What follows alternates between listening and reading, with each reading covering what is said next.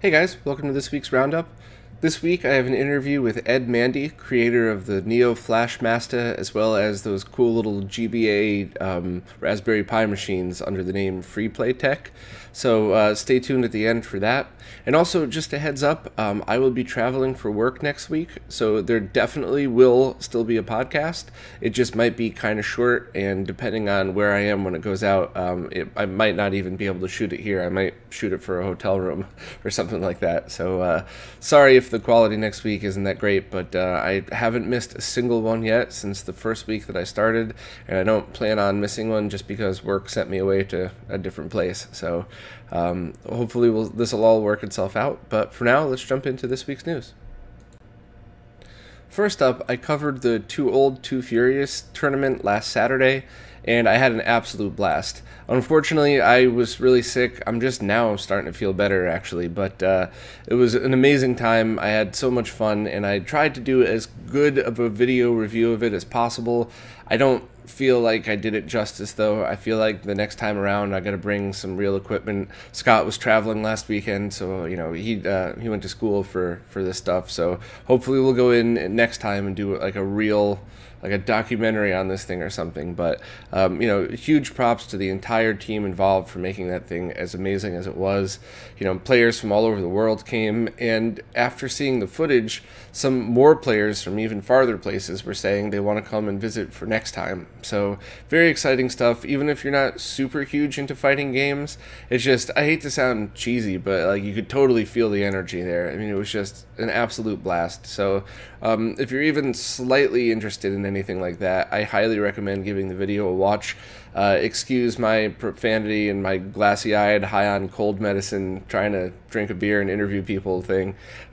Honestly, you know, at the very least, you get to sense the enthusiasm, because although I wasn't at my best, I certainly was as excited as you can be. So hopefully you guys are into that, and I will update you the next time there's a solid date on the next Too Old, Too Furious tournament. Last week, My Life in Gaming posted their Sega Saturn video, which came out absolutely awesome. Those guys, I mean, at this point, I don't even watch their videos on a computer or my phone. I'll actually sit down on my couch and watch it on my big TV, because it feels like a legit documentary. They did a really great job. They covered a lot of cool things, and you know, as always, they get all the tech stuff right. So, I mean, if you're even remotely interested in the Saturn, definitely give this one a watch. Next, someone was able to load Flappy Bird onto a Dreamcast VMU. So while that's not really retro gaming news and probably not very useful, I just thought it was cool enough to at least show. Anybody interested, the link is in the description. Next, Firebrand X has updated his Framemeister profiles for Atari Jaguar and Atari 2600, and he even included a kind of a neat one with perfect square pixels for Tempest 2000, which, even if you're not a fan of a Jaguar, that is a phenomenal game, especially if you have one of those spinner controllers, because those are just, that changes the game from being a very cool Jaguar game to being like a must-play at least once in your life. He also has a 720p Super Game Boy profile that also corrects to square pixels, just like the real Game Boy screen has. And it also just so happens to fill the screen vertically in 720 mode. So if you're a Framemeister user, there's no reason not to use these profiles. So definitely check them out and make sure to update. Nintendo just released voice chat for the Switch via a cell phone, which is just as convoluted as you would expect it to be. I haven't even bothered trying it out yet, but you could see just from the picture alone that it's a little weird. So if any of you guys have used it, I'd love to hear your experiences, because I imagine it's probably a little wacky. Atari just released the Speakerhat, a hat with Bluetooth speakers. So if this is what we could expect from the new and improved Atari, I'm a little nervous. I guess it's maybe a neat thing to have. I can't imagine wanting to go around listening to music coming from the brim of my hat, but I guess we'll see how it does. I received a few emails last week about the DreamPSU, an Indiegogo project that's trying to get funding for a replacement Dreamcast power supply that puts the DC to AC conversion on the outside using a wall wart freeing up a lot of space and a lot of heat inside the Dreamcast. On the one hand, I think that's an absolute amazing idea, because that's exactly what Chris, the creator of the open source Dreamcast HDMI project, was hoping for. That way you could utilize all of that extra space to put the HDMI board, and then just without cutting at all, come up with a little port that has maybe a micro HDMI and a DC power input, so that you could essentially have all of this in your Dreamcast without any cutting of the plastic, and making it a little bit more efficient. So if this gets funded, hopefully he'll actually rethink his design and maybe work around this, so that people could buy this. And his project's open source, but maybe take that board and find a way to maybe stack them or something. I don't know. It's some easy way to install them so that they both fit nicely. The one thing that I will say, and I'm not trying to be negative, but creating a power supply is a lot harder than people think. I mean, I spent so much time in my life in an EMI chamber all over the world, actually, testing the products that my old company used to make. And I know for damn sure there are so many little things that could be overlooked. So if this is actually a product that gets certification, it'll be awesome, because you don't have to worry. It won't pass certification without any of this. If not, though, you just need to be fully aware of the fact that even though it generates less heat, there could be things about the design that might harm your console over time. So I don't know the designers at all. I don't know their history. Maybe they're power supply creators, but just be aware of these things. It sounds great, and there's an Indiegogo campaign, but I personally am not going to use one until I see some kind of documentation showing that they made this exactly the way it should. Otherwise, you could do more harm than good. So like I said, I'm sorry, I don't mean to be negative. Hopefully the product's awesome, but just when you're messing with power supplies, you could really do a lot of damage. And the bigger problem too is that you could do damage over a course of a year, so you don't realize that this is what did the damage. You just think, oh, my Dreamcast is getting old. So maybe, it says made by Chris Moon from the UK. If anybody knows him, maybe get him to shoot me an email. I'd love to have him on for an interview and pick his brain, and hopefully all of his answers are the right ones. But anyway, the link is in the description. Check it out yourself and decide if it's something you want to back. Full-throttle Remastered was just released on iOS devices. The remastered version was already released a few months ago on PlayStation 4 and Vita, but now it's on all iOS devices as well.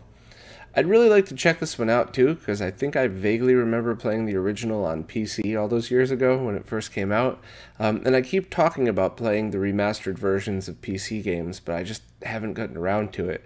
I think Day of the Tentacle and Phantasmagoria were also redone, and I'd really like to check them out and see what they look like and how the gameplay translates over. So hopefully I'll have time one of these days. Andy X on the Shmups forums just posted labels for your SCART heads, which actually is a really great idea, and I'm surprised more people haven't done this before. Basically, you could label the heads of your SCART cables so that when you have them all lined up in your Switch, it's easy to tell which one goes to each console. So, awesome idea. Firebrand X also actually redid a few of them and is posting his own as well, and I think it's very cool. So I'm going to try to buy some sticker print paper and make all of these myself for mine, because I know when I have a bunch plugged in, even when I only have 3 or 4 plugged into the G-SCART, it's, they all look identical, so it's really hard to see which one's which. So I think this will be a fun thing to do, and obviously really cheap. They donated the design files already, so all you would need is just a printer and some stickers. So definitely check out both links in the description. Saint has just posted some progress on the JaguarSD. I guess the first PCBs, which are just prototypes, are in production, and once he receives them, he could do some real hardware testing and kind of see what else he could do with it. He said he also saw that you could add an additional 2 megs of internal jam. Am I hungry or something? 2 megs of internal RAM to the Jaguar if you wanted. So I guess kind of like in the way that you could an N64 expansion pack or the Saturn's expansion cart. So I guess obviously this would really only be for homebrew, but I mean, I think the Jaguar has a pretty strong following, and I think adding anything else to it would just even push homebrew past what it could, and I think it would attract a lot more people to develop on it. So, even he himself says it could be a pointless addition, but he's going to try to do it anyway, just because. So I'll keep everybody updated as there's any more information or if there's a pre-order, but I'm really looking forward to getting one of these and messing around with all the different Jag stuff. Saint from RetroHQ also posted in response to Renee from DB Electronics' flashcart post. He said that all of his ROM carts adhere to all of the correct power standards of whatever console you're using them in, and his response was overall positive to the whole thing, which was surprising because most people's responses, even people that make correct products, was a little strange. But I'm really glad to see somebody else just flying the flag for trying to make the best products possible. I'm glad he already adheres to all of these the correct power standards, and I'm especially glad that Renee's article is making a difference. So while not just pissing people off, people are now taking they're becoming more aware of what they put in their consoles, I guess. So congrats to both of them for doing great work, and I'm a fan of both of them. Someone on the Sega 16 forums purchased one of those 720p HDMI Genesis consoles that people have been seeing popping up on AliExpress. And he posted pictures of the entire thing inside and out, and I believe it uses pretty much the same thing as the Retron 1 HD, which is basically a Genesis on a chip using its LVDS output to an HDMI upscaler. So essentially, it has the potential to be a little bit better than scaled composite video, but not too much. And there's trade-offs, so you don't have to worry about the wrong color palette because the Genesis has always put out RGB colors. But there wasn't as much documentation on the Genesis as the Nintendo, so maybe the Genesis on a chip isn't as accurate. I don't know. To be honest, I'm not really interested in any of these, and I'm not going to be reviewing them. I was hopeful for a little while to see if maybe people did anything creative, but I think everybody's just doing the same thing. They're just pumping out those system-on-a-chips into an HDMI upscaler, and all the reviews are going to be the same anyway. I mean, I'm not going to like any of them. They're obviously designed for casual gamers, although I believe this one's $80, so it's not too casual of a gamer. I'm sure the At Games one that's coming out is probably the same thing rebranded. So I guess, whenever approaching things like this, if you're looking at it as a cheap toy or just a way to, I just need a quick solution for now, fine. But I wouldn't take any of these things seriously as a serious product. The opposite of which, of course, would be like the AVS or the Analog NT Mini, both of which are serious products and amazing products. So hopefully we'll finally start to see some real FPGA stuff soon, but this definitely isn't it, and I could pretty much guarantee none of the other stuff sub $100 coming out in the next year will be either. Smokemonster just posted a Rollup pack for the Taito F3 kit from Darksoft.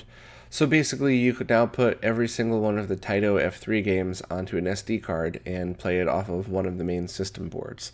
So obviously I'm just a massive fan of all of this because, I mean, it's getting harder and harder to preserve arcade games. So doing stuff like this, you could just buy, your favorite Taito F3 actual stand-up arcade and then use this multi-cart in it to have a real experience for all of the games. No lag, no emulation. But, and it's always the constant, are ROMs stealing? Is this right? And the bottom line is, no one is reselling these arcade machines nowadays, and they have a finite lifespan. So things like this are going to keep them alive just a little bit longer before they eventually all disappear. So I'm a massive fan of it, and I'm obviously a big fan of Smokemonster and all the work he does. So anybody that has Darksoft's new Taito F3 thing, this is kind of a must-have. Definitely check out the link in the description.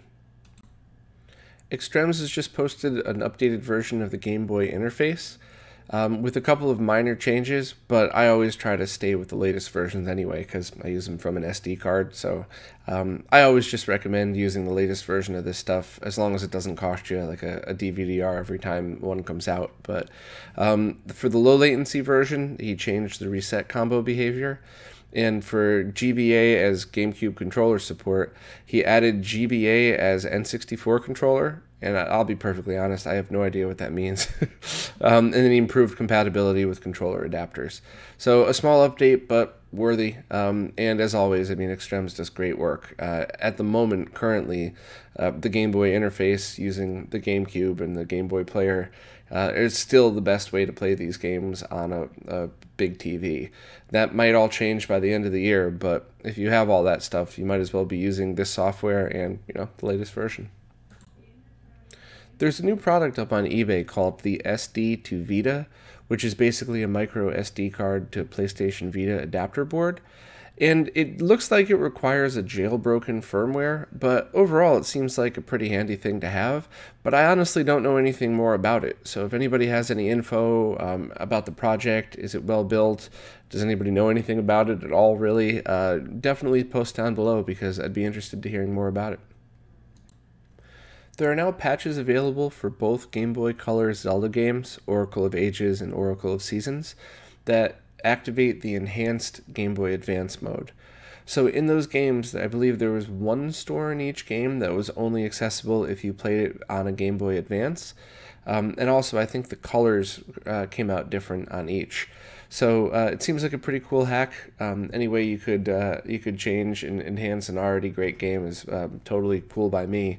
And I'm really looking forward to replaying it because I believe I played Seasons on original hardware, but Ages via emulation. So I dealt with some of the lag and stuff like that. So I'd really like to replay it, and I'm wondering what the color difference is going to feel like. So maybe I'll finally get me one of those Ben backlight kits for a Game Boy Color, or if BitBuilt has their backlight screen coming out in a few months. As soon as one of those is out and in my hands, I'll start replaying these games, and I'll definitely try the patch. A new scaler was just announced called the RetroScaler A1, and basically it's designed for arcade boards to be used on 480p displays. And while it has nothing to do with the open source scan converter and kind of goes about it a little bit different, it's essentially the same effect where you're doing a line doubling. So I believe it's still in a prototype phase, but I would certainly love to take a look at one of these, and especially in the context of what it was designed for arcade boards, because depending on your setup, using just a 480p CRT might actually be better and infinitely easier than trying to get another arcade monitor or something else. So I'm looking forward to any progress on it, and I'll definitely report back when there's more news. Some new Atari games are now available on the Atari Age store. Full complete in-box games for Atari 2600, 5200, and 7800 are now available for purchase. So if you're a fan of those, definitely check it out and see if any are something you'd be interested in. Next, a quick update to the HDRetrovision cables. It looks like they're almost out of SNES cables, but they still have some left. So if you were on the fence about picking one of those up, you should probably do it now because they'll probably be out of stock fairly soon. I think they have a bunch of Genesis cables left, which is good because that's the cable that you use with all the adapters. And I actually think they have the adapters in stock. So it's almost like they're a real business with real stock. Good job, guys. A for effort. And this last bit isn't really news, I just kind of wanted to share it because I thought it was neat. But there's a game for the Sega Genesis called Zero Tolerance, which is pretty much a ripoff of all of those first-person shooters that were around in the 90s. And it wasn't the greatest game. You have to play in like a little portion of the window because I don't think the Genesis graphics power could keep up with, full-screen first-person shooter. But one of the things that always struck me as cool about it is you could actually use a link cable to connect two Genesis consoles together to play head-to-head against each other. And today, stuff like that is not exciting at all. I mean, that's every online multiplayer shooting game. But back then, it was a big deal. And when I bought the game, it even had one of those mail-in cards where you fill out the card, put a check for $5 in, and they would send you one of these link cables. And I did, and of course, just like everything from the 80s and 90s, it took 6 months to arrive. And by that time, the excitement of the game had long worn off, and I kind of just forgot about it. But now that I have a Nomad, which has a second player port, and a Genesis, I was able to play them side by side, and I thought, hey, let's let's actually try this out and see if it works. So Ben from iFixRetro happened to be over. So I just said, hey man, you feel like making a cable while I'm, doing this other thing? And he whipped me up a cable using extension cords. So we didn't kill Genesis controllers. We just bought 2 extension cords, cut them in the middle, and spliced them together. And I hooked my main Genesis console up to my Nomad, and you could actually play head-to-head. It's not great. If you want a first-person shooter experience, this is the last game I would recommend. But if you're a fan of the Genesis and you played this back in the day, it's kind of a neat thing. So I just wanted to show the video, and I hope you guys get a kick out of that. Okay, now on to the Q&As. First up, nluca420 said, on the 3DS note, why would you bother buying the smaller one? I used to think that exact same thing, which is why I wanted to bring it up. Not poking funny or anything, but it actually wasn't until Corey from My Life in Gaming came to New York and we were kind of walking around the Nintendo store, and I kind of said the same thing, like, why would anybody buy the smaller one? And he showed, because they were kind of side by side, the smaller one has smaller pixels because it's the same resolution, and on such a low resolution device, it actually did make a bit of a difference. I mean, I thought the screen looked a little bit better. I would still prefer to play on the bigger one just because I got big hands and everything. I'm used to, playing guitar for a million years, so I want to stretch out and be comfortable, but I think the screen might have actually been a hair better on the smaller one, just because, smaller pixels closer together. But it's just an opinion. But yeah, to answer your comment, that's why people may have preferred it. Maybe you have smaller hands, and maybe you think the screen's better enough to actually go with that one. Next, RetroRhymer asked if I can give my opinion on RGB SCART versus component. I'm going to have to give super short answers because I could probably talk for an entire podcast on that. And actually, maybe that'll be a topic for the Retro Roundtable. Maybe, I'll battle Steve and Nick on which is better. But the truth is, there's 2 ways, there's 2 specific scenarios. If you have a console such as the Wii or the Xbox where you could go 480p, do 480p. Because it's going to look better than 480i on a CRT or a flat screen. So in that case, I would say component is better because RGB SCART from those consoles are only 480i. But if you're talking specifically about retro gaming, it's really all about the equipment and what's best for you. So, if you have something like a Sega Genesis with a shielded RGB SCART cable going into a RGB monitor, I mean, you're all leaving it in RGB all the way across the chain. So there's really no reason to switch over to component. But, if you're going from like a Genesis into a flat screen TV, especially in North America where we didn't have SCART inputs, then component's perfect. So it's really just what's best for your situation. If you're talking about the actual standards, the video standards of RGB versus component, when done correctly, you probably can't tell a difference. When done incorrectly, a badly converted RGB signal to component, you will be able to see the difference. Or in the rare occasion that you have equipment that doesn't understand how to process component correctly, which is not common, but it does exist. So that's as good as I could do in a short time period. Maybe we could battle this out and get into the really nerdy stuff one of these days, but that's basically it. Use what's best for your situation. If you have a choice between 480p and 480i, always go with P, even if it's if it's component versus SCART.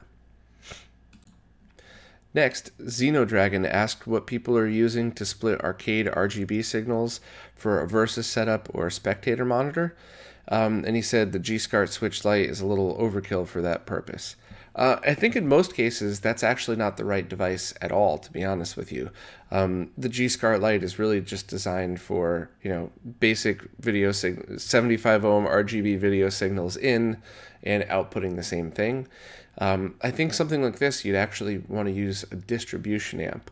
So you'd either have to have a cable made or make your own cable so that the signal is coming through a D-sub VGA style cable, and use, I believe the Too Old Too Furious guys used an Extron VGA distribution amp. I'm not 100% sure. I can go dig up pictures of it, but that way, that one signal coming from the arcade board goes into a box that outputs the correct signal. So there's not too much load put on any side. It's outputting the right signal. You could attenuate it with resistors in the cables if you really needed to. But the distribution amp, I think, is the best way, because that way you have as many outputs as you need. So for like the Street Fighter, they had one output going to each of the Versus cabs, and then one going into an upscaler into the projector on the wall, and then another one going into another OSSC that went into their stream so people could see it online. So that's kind of the way to do it if you really wanted to do it right. But almost always you're going to need some kind of custom cable. And if you really want to just go above and beyond and make sure everything's perfect, you might even want to have somebody with a scope come and test the ends of all the cables to make sure that you're not outputting too much or too little voltage to any of those devices. So I guess the real answer to your question is it's not nearly as easy as just buying a Switch. Nothing involving arcade machines is easy. But yeah, I mean, maybe one day I could do like a walkthrough with Jose, the guy that did the Too Old Too Furious setup, to actually get exactly the right way to do it and, you know, measure things out just to kind of prove it out. That would actually be a fun video, so I'll add that to the very long list of stuff I got to get done eventually. But good question. And lastly, I got sent kind of an interesting question about a Game Boy Advanced amp.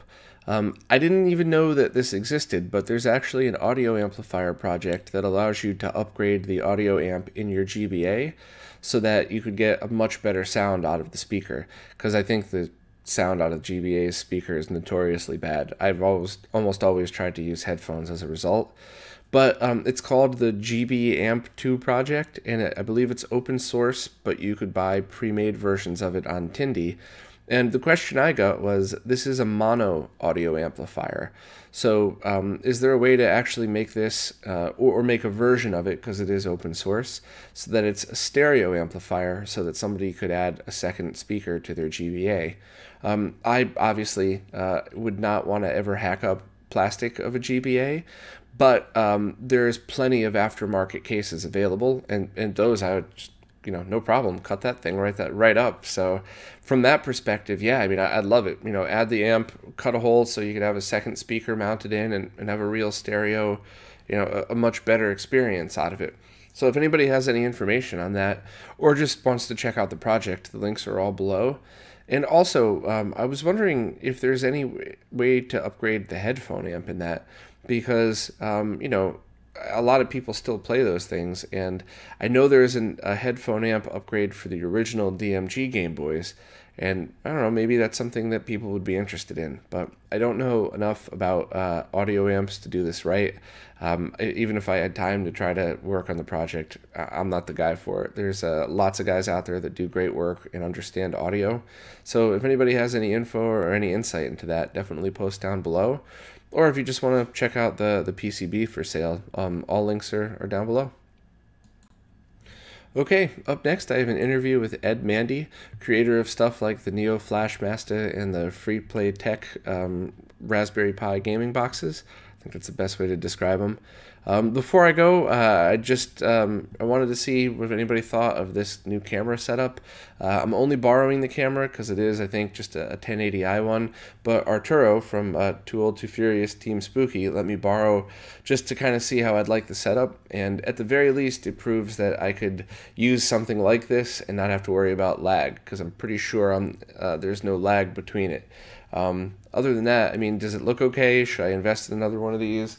I found these at a junk store the other day for $10 a piece, so I think I'm going to try out this next week and then go from there. But basically, I know if I went to B&H, I could spend $5 grand and get all the equipment I need, but I'm still working on a very tight budget, so stuff like $10 cameras that may or may not work that I found at a junk store, it's a little bit more my speed this time. So, you know, anybody has any thoughts on this? Did it look okay? Did it suck? Whatever. It is interlaced, so like any fast movement's probably still going to look weird, but what can you do? And that's about it. I mean, I mentioned before that next week I'll be traveling, so the podcast might not be normal. It'll still be there, but it might be really short or shot at a hotel room instead of here. And as always, any comments or criticism, post down below. I love hearing from you guys, and on to the interview. Hey guys, I'm here with Ed from Freeplaytech. How's it going, man? Hey, how you doing? Good, good. So I'm glad we finally got a chance to talk. We've been trying to make this happen for a while, but summer hours and stuff like that, trying to Yeah, get everything yeah. scheduled. We were traveling for a while and everything, so this is good. Yeah. So we've, like most of my guests, we've actually talked a while back over email, but never actually spoken before. So I believe now you run the Flashmaster website as well as the Freeplaytech stuff, right? Yeah, that's correct. So Flashmaster and what was before that was kind of my first foray into really making hardware stuff. Mm-hmm. My background is software, so that was yeah. I mean, we can go into the background of that if you want to, or Yeah, sure. First, though, is it always your goal to try to name your things with tongue twisters? Because let me tell you, trying to say Flashmaster, like every time I talk about your products in the Roundup, has killed me. And now Freeplaytech apparently is going to be a hard one for me as well. So. I wouldn't think Freeplaytech would be as bad, but yeah. Flashmaster was named out of there's a guy named Brian that goes by Turfmaster. Mm-hmm. On the Neo Geo forums, and he was helping me at the time, and we kind of put some things together, and I used that name, and he was happy with that at the time, and then I still talked to him, but he really didn't have anything to do with the project after that, so it was kind of Gotcha. it was kind of a funny naming scheme because of that. So that was your first foray into making parts for retro games then, was the Flashmaster stuff? Yeah, I had been around like the software side of things and have been really interested in hardware for a while, but I thought, I don't have a background in hardware. I don't know if you remember the Bung cartridges that were way back in the day. They were Game Boy cartridges and Neo Geo Pocket cartridges made by a company called Bung, which is oddly a different naming problem, I think. But, I don't think I remember those. Yeah, so they were kind of popular back when, when the probably Game Boy Color and Neo Geo Pocket were still, popular as something you could buy off the shelf. Mm-hmm. And I did some software work for a couple of those things, and one of them was I wrote some software for the cartridge on the Neo Geo Pocket, and because of that, I had to learn a lot about how the flash hardware worked on the Neo Geo Pocket, and kept trying over years and years to get somebody else to implement my knowledge. And then I, at some point, just decided, okay, well, I'm just going to learn how to do some hardware stuff myself, and did a pretty poor job in retrospect. But, when you're teaching yourself how to do it, there's a lot going on. And everybody's going to start somewhere. I mean, there's no such thing as somebody that comes out with a perfect product in the first try. So Right. So back then, I had my brother-in-law was going through school, I think, at the time still, and I would show him my stuff, and he'd look at it and say, "Oh, it's wonder that thing works." He'd look at it, and I used a feature back in the day called auto routing for making the circuit boards. Yeah. And he just thought that was crazy. Like, why would anybody auto route something? You'd hand route things and maybe assisted route it, but you wouldn't auto route an entire board. Funny you say that, because so many of the boards I see pop up on eBay for things like the RGB mods are very clearly auto routed. Yeah, exactly. So my technique at the time was place the components and hit auto route. And if it didn't work, tweak some of the components, or look for the contention areas, and then maybe rotate a chip or something, and then hit auto route again until something worked. But it worked, and that's kind of where I got my start. Awesome. So now that said brother-in-law is actually who's doing the the circuit board layout and a lot of the circuit design for cool. upcoming stuff. So when did the Flashmaster stuff actually get released? I started doing that on a hobby level probably, I'd have to actually go back through some emails and stuff, but maybe that was probably 7 years ago or something in that range. And then you probably know about the Neo SD card. Well, I know you know about the Neo SD card that just came out, and we're just still making the flash cartridges because they were the only ones available for such a long time. And the interesting thing is, in retrospect, ours kind of developed out of a completely different need at the time, I guess. And now there's a lot more technology with the SD card and the FPGA stuff that he's doing, and it's just a completely different design because of what it was born out of. And so but they're priced accordingly too, so it's not like it's not like a direct competitor. They're just two things where the end result's kind of the same, but two different ways of getting there. So So I told you I was going to grab some props and stuff before, so I found I had to look around for this one a little bit, but this is one of the pieces that I made in the past. Is we had the cartridge for the Neo Geo Pocket, and then we had the linker. So back in the day, a lot of people used parallel port linkers. Well, this was our USB linker, so you'd have to put them together and program the cartridge, and then you could use the cartridge on its own. Well, one of my design goals at the time was to make something like this that could work with existing bung cartridges at the time. So I really wanted it to be two separate pieces. And then what actually ended up happening was more and more people didn't really care about having two separate pieces. So we just really integrated them together. So the USB was on the cartridge itself. Gotcha. And so it became one piece. And the big advantage of the other is, though, if you ever wanted to dump your own cartridges and or dump your own save games. Right. And it's funny too, because I occasionally see people on forums say stuff like, "Well, all games that have ever been made are dumped, so why would you even need that?" But it's kind of funny because some of the dumps that people have all been using that are in all the sets are actually not bit perfect. People have found errors and redumped them over the years. So yeah, I'm always a fan of stuff like that. Somebody finds a prototype or something like that, and then they can use our hardware. Yeah. I had. I don't know how many years ago it was now, 3 years ago or something. I had somebody send me a few cartridges, and we just didn't know if they were, already dumped prototypes or not. So they sent them to me, and I put them on my hardware and dumped them and sent them back. And turned out, I think they were all three of them, I think, were, exactly the same bit for bit as ones that were already available, but you don't know until you try. Yeah, absolutely. And you never know when you're going to find I hate to, steal a YouTube catchphrase, but any hidden gems or stuff like that. There's been just the Rayman SNES prototype that was just found a few weeks ago. It's kind of useless in that it's just walking left and right, but it's what a cool thing to find, Yeah. Yep. So. And preservation, I know you talked about this in the past. The preservation of that kind of stuff is nice too. So yeah, absolutely. even if it's a different prototype, even if it's an older prototype, if you have a newer one, you can still get really interesting information of how was the progression of this game made and stuff like that. Yeah, exactly. And speaking of preservation, you have a WonderSwan cart out as well, right? Yep. That's I think I have to buy a WonderSwan just so I could use that and try it out. But I love to see people showing love for the consoles that either weren't popular in the U.S. or popular altogether. Right. Yeah. So the WonderSwan stuff was kind of because we did Neo Geo Pocket, and there was a lot of people that were kind of a similar product in a way. It was a competitor to the Game Boy Color, kind of right before the Game Boy Advance kind of stuff. And there was a segment of people that knew the Neo Geo Pocket and associated it with the WonderSwan or vice versa.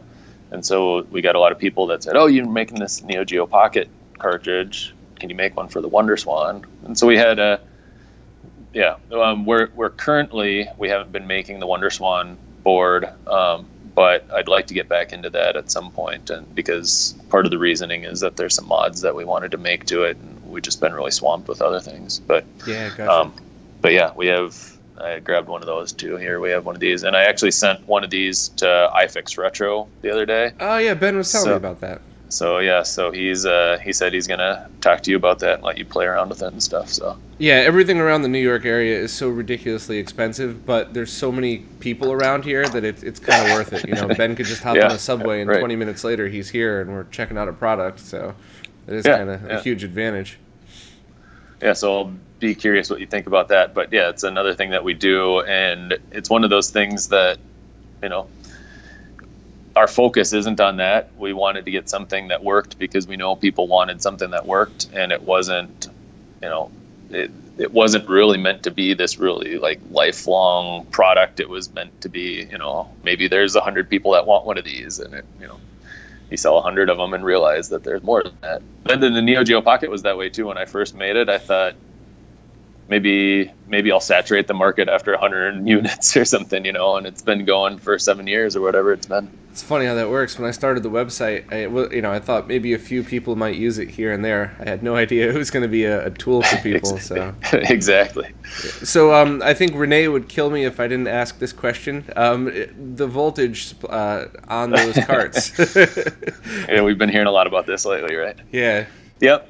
These, and you know, I completely understand why people end up going down that route, and you know why the voltage differences there are, because I've done a lot of research on what chips we can use and what's available. The Neo Geo Pocket one for sure uses the right voltage chips that were meant for that system, because when I built mine, now the one that Saint does is done in a little bit different way. But when I built this, I mean, this is it was meant to really kind of mimic the boards that were available at the time. So the Bung board and then the official Neo Geo Pocket cartridges. So I found the chips that were as close to possible as what were on the cart then. So these are actually, you know, the 3.3 volt chips. Awesome.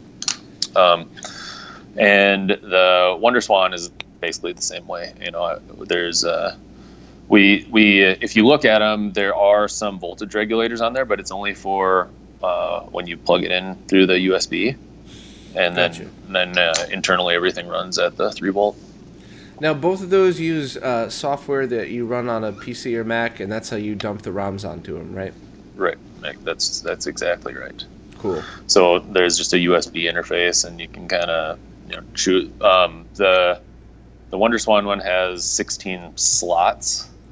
And the Neo Geo Pocket kind of has 2 slots in a different way. But anyway, yeah, you choose which slot, and then you send whatever ROM file you want to it, and then that's there available on the cartridge whenever you go. Gotcha.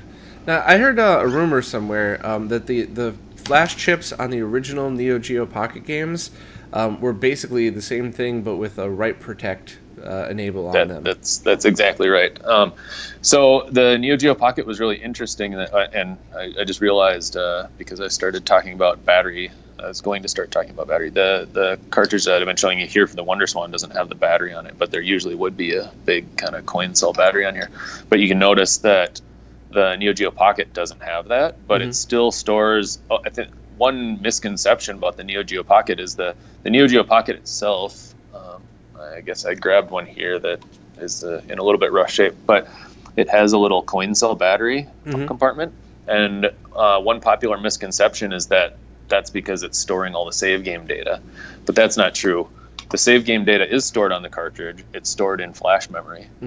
So if you take an original, most original Neo Geo Pocket cartridges all they have is one chip and then maybe a resistor or capacitor here and there, but it's just one chip. And what it is all the ROM and the save game are all on the same chip. It's just that, you know, 90% of the chip or so is protected. It's write protected. So then they leave a little chunk open for save game. So when you actually save to the cartridge, it's writing the flash memory.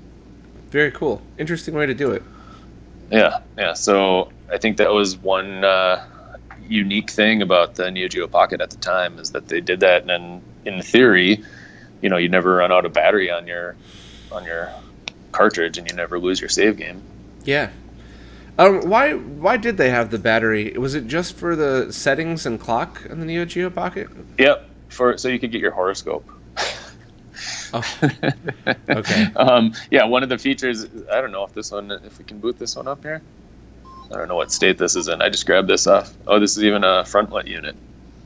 Yeah, if you go in here, I don't know if you can. There's getting a big reflection there, but I don't know if you can see it. But there's this little menu system, and yeah, it has time and date, and we can get our horoscope.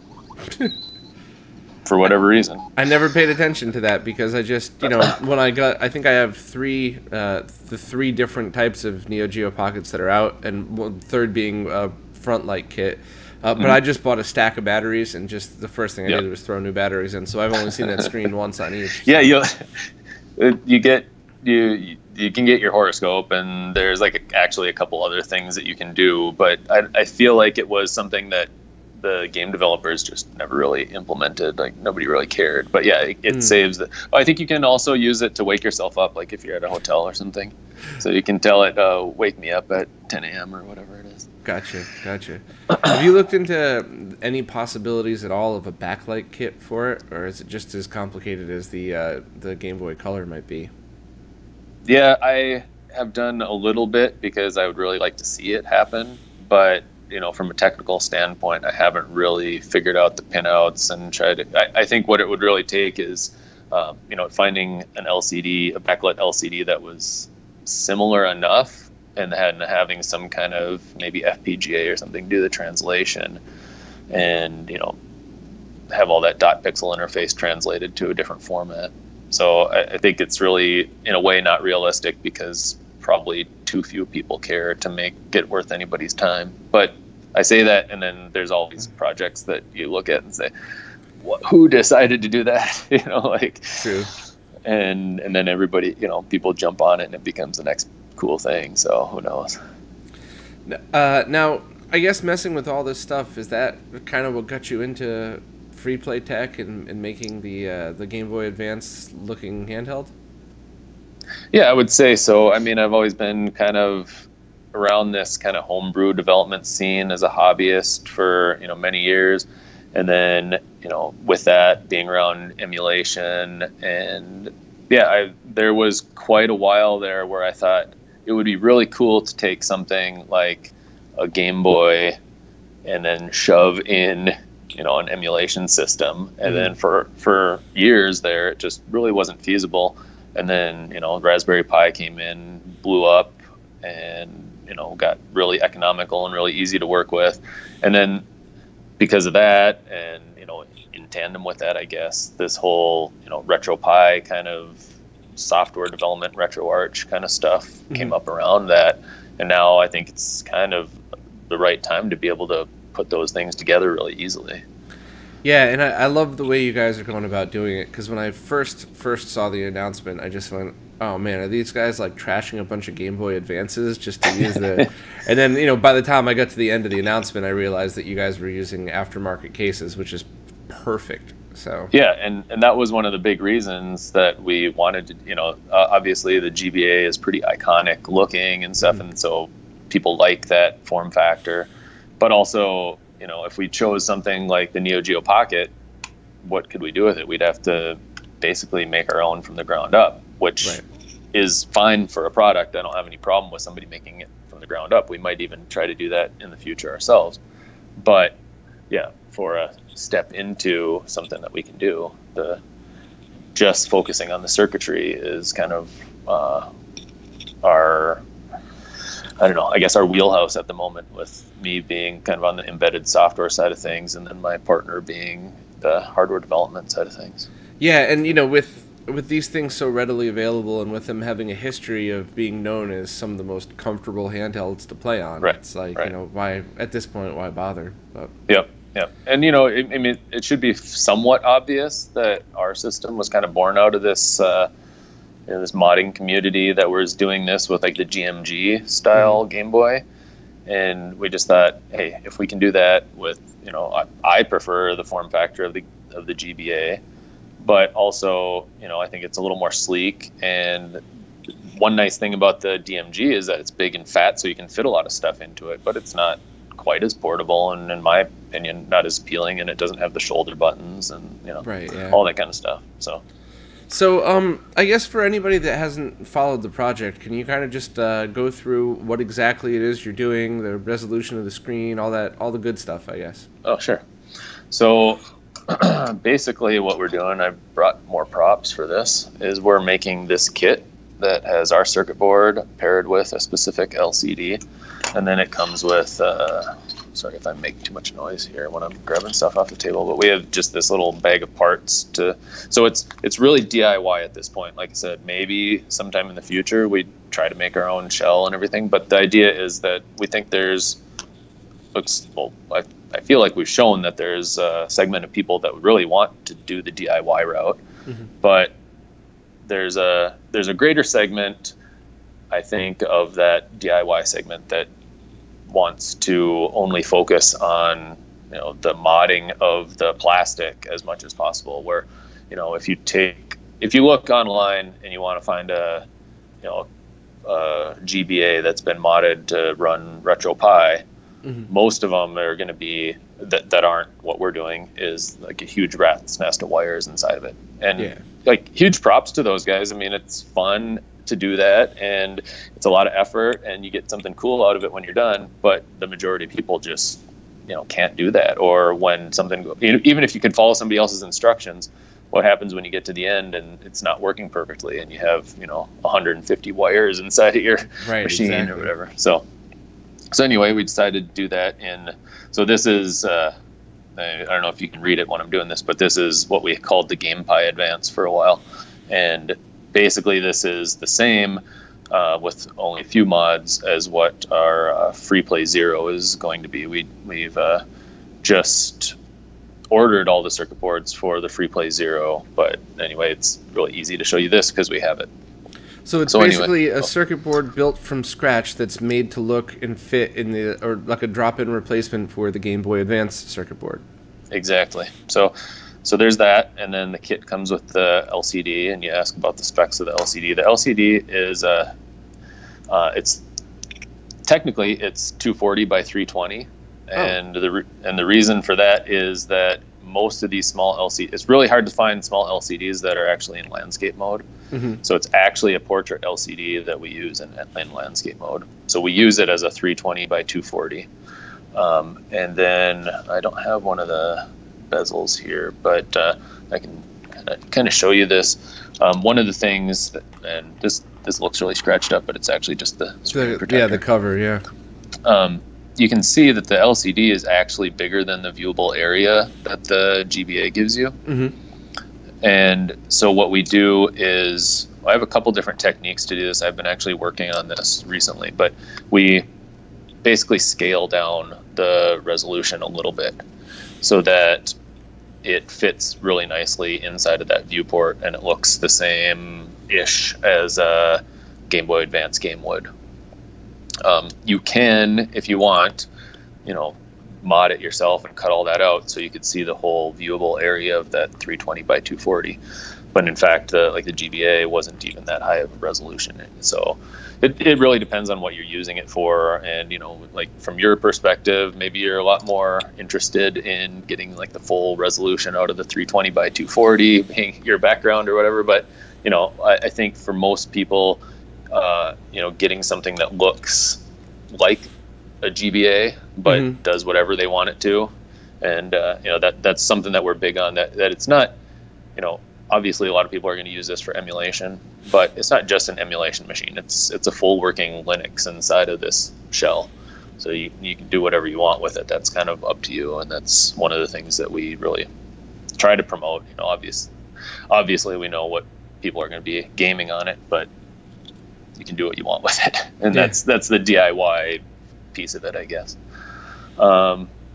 And I guess the other thing that I didn't talk about, so this is our Freeplay Zero is based on the Raspberry Pi Zero, or based around the Raspberry Pi Zero. This doesn't come with our kit. One of the main reasons why this doesn't come with the kit is because when you try to buy these, you can only buy one at a time. Oh, wow. So the regular Raspberry Pis you can buy in quantity, but they decided to make the Raspberry Pi Zero, and this one's actually a Zero W, so it has wireless and Bluetooth built in. But they decided to make these as kind of this like entry-level price point, and as far as I can understand, they're kind of doing this in a way that, you know, maybe an end user would buy one of these. So the W is $10, and the Raspberry Pi Zero is $5. So a lot of people would think, it's no big deal, buy one of those for $5 or $10 and kind of get into Raspberry Pi hobbyist kind of stuff. Well, as somebody that wants to integrate that, it's really tough because we can't buy these. So one problem that we have with this is, I'll show you in our little kit. Our little kit comes with a pin header that you have to solder on yourself. So you can see this one has the pin header soldered on, but usually they don't have the pin header when you buy them. So we have to solder our pin header on here. And one of the drawbacks of that is the pin header that we use is a specific low profile pin header, so it'll fit inside of the shell properly. And so it creates a little bit of a problem because the end user has to do some soldering, which not everybody wants to do.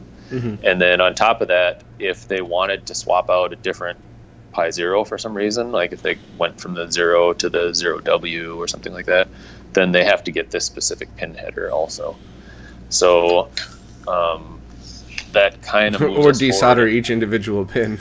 Right, and it's not worth it for a $5 or $10 little piece of hardware. Right.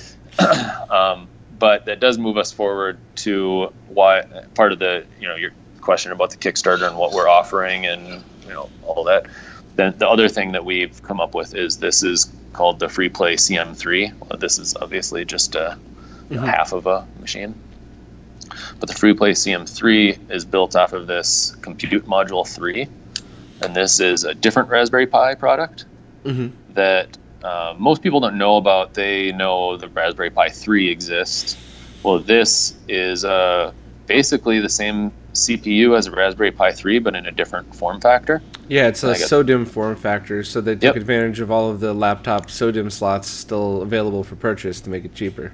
Yeah, exactly. So even today, I got another question about, okay, well, you're using the Raspberry Pi 3, so it should have this and that built in. And the answer is no. It's the compute module that we're using, but because most people don't know the compute module exists, when I explain it to people, I say, it's got the power of the Raspberry Pi 3. Gotcha. But it becomes confusing at some point.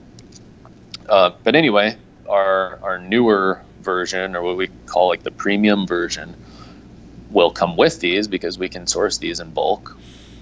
And in fact, we just from the Kickstarter funds bought about 150 of these. And so the FreePlay CM3 version will come with it all built in like this, but you can see it's really nice and sleek and it kind of embeds right in there.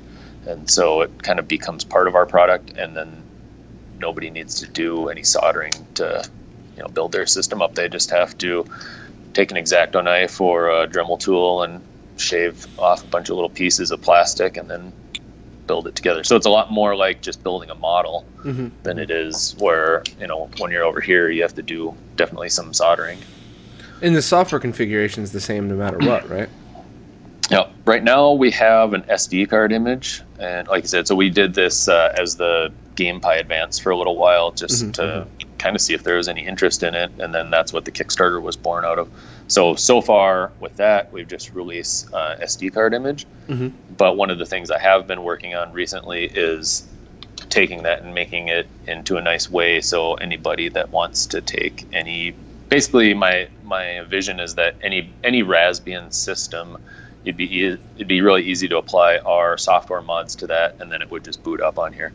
But there are some things that if you just loaded RetroPie on here or Raspbian or something, it won't drive the LCD properly. You won't get the audio output, and the buttons won't work. Gotcha. And those things aren't insurmountable in any measure. It's just when this is what you have, it's really hard to build it out of the box that way without, most people are used to putting an SD image in, and you have a keyboard connected and a mouse, maybe a mouse, or you have some kind of inputs that are automatically detected. Well, these aren't, so you need those mods. Gotcha. So the Kickstarter is completely done, right? And it was totally successful, right? Yep. Our goal was $18,000, and then we actually raised $45,000, which is really nice for us. Congrats. I think one thing, going into this, I would have had this view, but being on the other end of it, I see, a lot of people look at that and think, oh, your goal was 18,000 and you really far succeeded that, or exceeded that. And, you know, at the time when we hit 18,000, you know, people were like patting me on the back, or, you know, virtually patting me on the back. And it's like, no, that was like the minimum to get by. You know, if we were at 17,000, we wouldn't have done the project. Mm-hmm. And if we were, you know, if all we got was 18,000, we would definitely do the project, but that would be like almost the worst case, because you know, that's like raising the minimum but still having to do all the same work in some ways. Yeah, and it's also you know, you're supplying a product to people too. So you know, in a Kickstarter scenario where people are actually getting a physical thing, it's, you know, while you should be very proud that many people were interested, it's not like you only needed 18 grand and here's all this vacation money you have. All of that money is going to purchase stuff to give people the products that they bought. So exactly. And it's not like a digital type of product where, you know, you raise a certain amount and then you get, you know, 150% of that, and you just, you know, make copies of it. That's not the case. So we definitely have to put that money into, and I think a lot of people get really fixated on that. Okay, we raised $45,000, and, you know, that's a big number. It is. I mean, but at the same time, you know, it's like you said, it's not going into my pocket. You know, so yeah. But I actually think that what we raised, and we've done a little bit after that on like pre-sales on our website for people that missed the Kickstarter. Mm-hmm. But I think that we're actually in a really good spot. It's, like I said, it's above our minimum goal, but in some ways, you know, there's a greedy side of me that would have said, oh, you know, if we raised $1 million, that would have been excellent. But realistically, we're in a really manageable position, you know, that I think everything's really doable. Everything we said we can do, we're going to do. And, you know, if we would have, you know, raised 10 times that amount, I don't know, like, you know, I told you we had to buy 150 of those compute modules. Yeah. Like, what if we had to buy 1,000 of those? I don't know if we could have. Or even if you could, how do you manage that? I mean, that was something, a company, I worked for a small company that ended up coming up with a neat thing, and, you know, we finally found our big customer, and they said, all right, well, let's put in an order for 500 right away, so we'll get those in one test location. It's like, all right, awesome. And then we're going to need another 10,000 by June. It's like, oh, shit. Yeah, exactly. We need like $5 million to make this happen. Like, you know, and this isn't Kickstarter, this is a business. So if you had too many of them, it almost would be a bad thing. So I'm glad you're in the happy medium here. Yeah, I mean, when it's all said and done, maybe I'll tell you something different. But at this point, I feel pretty positive about it. You know, everything's been going fairly smooth. We've been spending a lot of money. You know, the money that we got from Kickstarter, we've been spending that. And, you know, some of the product has come to us already. But, you know, there's always, like, you find that every step of the way, somebody else wants their little piece of the pie. So, like, just, you know, over the weekend, I got a call from DHL saying, oh, you got to pay, you know, these taxes or else we can't release your package. And then just wait till April rolls around and you realize how much of this you have to spend in actual taxes anyway. So right. Yeah. So there's import duties, and then there's, at every step of the way, there's going to be something else. And it just eats into that, you know, that vacation fund that you said that I'm going to, you know. Yeah, I was talking to somebody the other day that he's worked on a lot of these projects, a lot of crowdfunding things, and I was talking to him about an idea that I've been having, and he said, yeah, well, that's great, double the minimum that you need. And I went, yeah, look, I'm a realist here. I know exactly what could go wrong. He goes, yeah, you think you know. And then he named 10 other things. Right. Even though I was in a hardware manufacturing company and I was hand in hand working with stuff, you know, he named 5 other things that I wouldn't have thought of because I'd never done Kickstarter related before or anything like that. So. Yeah, we were wrestling with this. Even just today, I was looking at. I don't know how much backing of Kickstarter stuff you do, but you know, you can just use Kickstarter. You know, from my perspective of being the creator, I can just use Kickstarter now, or I can use. There's a few products like BackerKit that is a really popular one, or anyway, it doesn't matter the other names, but you know.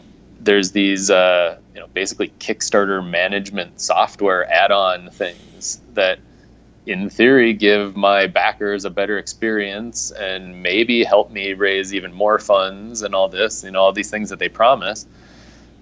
but it's just somebody else that wants a piece of the pie. And how do you weigh that with, does it actually help the campaign, or does it help it enough? Or, well, anytime, what's the best way to put this? There's always going to be cockroaches scurrying to get the crumbs. I was trying to be a dick without being too much of a dick, but I mean, everything I've ever done that's not just straight corporate business. We put out the album, and as soon as somebody saw, oh well, they had the money to put out the album.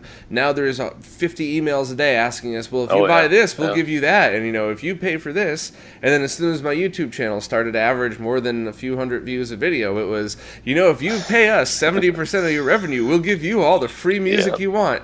Yeah, okay. I think I have enough of that. And when we launched the Kickstarter, I would say, at least at first, before things really kind of ramped up, I would say probably over 50% of the messages that I received for a while were like that. Oh, you need help with this. You need help with this marketing. You need help with video editing. You need help with, Yeah, I was bored on a long car trip one time where I was the passenger, and I got an email from one of those people, and I went back and forth like 10 times, but like kiss-assy polite, like, hi, well, what is it exactly that you guys provide?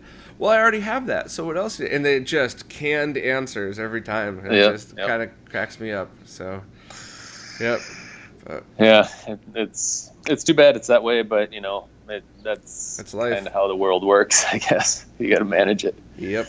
So your initial goal, the target delivery date, wasn't the first tier of that in August? Yes, the first tier is in August. We have those boards being manufactured right now, or at least we're told they're manufacturing them. This is one of those things where we paid a bunch of money and now we're just kind of waiting for things to happen. Not that we don't have anything to do on our end, but there's certain things that are just kind of out of our hands right now. Right. Yeah. So the manufacturing of that. We up until this point when we did the GamePi Advanced boards, we did everything in-house. Oh, we didn't manufacture the circuit boards themselves, but we did all the soldering in-house. So that's our fallback plan. Our plan is to do. We did it. The first tier is 25 units. So it's pretty manageable. We ordered 35 just in case there was problems with some percentage of them. And if everything goes poorly, we also ordered some circuit boards, and we could order circuit boards expedited if we needed to. But to get those first set of 25 out, we could solder them all by hand if we needed to. Awesome. But the goal with that is to prove that that whole manufacturing pipeline is set up, and then immediately order the next tier of boards.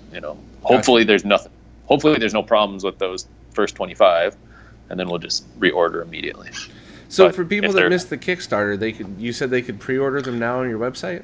Yeah. So at freeplaytech.com, you can go there and pre-order the Freeplay 0 version. The Freeplay CM3 we haven't put up for pre-order yet, mostly just because the Freeplay 0, as far as the Kickstarter goes, that was much more of a, let's take this thing that works and outsource the manufacturing of it. The Freeplay CM3, even though I have one right here, we actually have two of these that are kind of running that we built on. We had our own circuit board that we soldered up in-house. And we haven't had any problems with them, but there's still design work being done. It's not a finished product yet. So for those, I think we'll probably open up pre-sales of them pretty soon here, maybe in a week or so. But, I hesitate to do that because I just don't feel as ready with that one quite yet. So even though we definitely have pre-sold some on Kickstarter, there's reasons that we're waiting to do that straight through our website. No, it makes total sense to me. And so for people, if anybody were to go on and pre-order what's available now, are we looking at still in 2017 for a target ship date? Yeah, so we still kind of, so on Kickstarter we had the tier of 25, and then there was a tier of 100 units, and then after that we had it opened up to 250 units. And I don't remember offhand, but we didn't come close to filling the whole 250. So what we're looking at with the website pre-sales that's kind of basically filling up that 250 unit tier. And in fact, if everything goes perfectly with the tier of 25, we'll probably just combine the 100 and the 250 tiers and just have them all manufactured all at once. But we'll see how things go. I mean, there's reasons that we kind of segmented it out like that. So yeah, the pre-sales on the website are basically, once we ship the final Freeplay 0 from the Kickstarter, we'll immediately ship, begin shipping the website pre-sale orders. Gotcha. Cool. So that's the plan there. Now, did I hit all the products right? I'm not forgetting anything, am I? I think you hit that. I mean, this is... You got the Raspberry Pi based handhelds that are awesome for the Kickstarter. You got the Wonder Swan and the Neo Geo Pocket flash carts. I don't think I missed anything, right? No, I think that's about it. I think I mean the Freeplay stuff. In fact, we talked about the flash cartridges, but those are in a way backburnered at the moment. Like I said, the Wonder Swan one, where we haven't done a run of these in a while, and people ask me all the time about them, and I just have to say, it's like, sorry, but then you're out of stock for that now, right? We're out of stock, and we're out of stock on these too, the Neo Geo Pocket ones, which are a lot easier for us to produce. It's just been, it's one of these things where people have already given us their money for this, and one thing we could do is, open these up again to some pre-sales or something like that. And when we got a critical mass, just order a bunch of them. But really, it's just two of us working on this, and it's really a full-time project. And yeah, I apologize to people that, we're out of stock on the flash cartridges, but the reality is, it's not our, this stuff has never been our main focus. As this was born out of hobby. This was kind of let's just see if we can do a Wonder Swan one, and it worked, so we started selling them because people wanted them. But it was never really hey, this is our big product. But I really think for a lot of different reasons, the Freeplay 0 and the Freeplay CM3 are things that we can not only sell as a working product, but kind of build off of. Yeah, I think as long as that's well communicated on your website, I think everybody would be completely understanding, and I think even respect the fact that that's how you're approaching this. Like, all right, well, people paid me money for this, so this is what we're going to work on, and then once it becomes one of our products on the shelf, then we'll start treating them as products and not, I think that's totally respectable. So yeah, and the Flashmaster website was always sort of meant to be this kind of, I wouldn't say itself was a community, but it was more that idea. It was kind of born out of that hobby level kind of work that I did. And, even though we kind of turned it into a manufacturable circuit board, it still never was, meant to be like an end product of, part of our, we're going to get rich quick scheme kind of thing, Right. It always was just this thing that we did because I really loved the Neo Geo Pocket for so many years, and I couldn't get anybody else to do it, so I was by default the guy that should do it, and it's always been kind of that way. So, and in some ways now that there's you want to call it competition from the Neo SD, I wouldn't say that it downplays the necessity of this, but in for serving the community, it's if somebody needs a cartridge right now, in some ways, that it's the right time for you to be out of stock. Works for everybody. And my view of that is a lot more as a fan of the Neo Geo Pocket. So if somebody wants to become a new Neo Geo Pocket owner and they want a flash cartridge to go with it, it's great for me if they have ours or Saints. So if they're both in stock and they want to make the choice which one's the product that they want, then that's even better. But at the moment, if they can't get ours but they can get his, that's still more people involved in that Neo Geo Pocket community, so that's cool. Exactly. Yeah, I'm glad that's how you look at things, because it's very cool, So yeah. Well, thanks so much for taking the time to do this. This was awesome. You know, I feel like catching up and you know, getting the scoop on all your products. Definitely keep me updated anytime there's anything new going on. I'll make sure to keep everybody else updated as well. Right. So.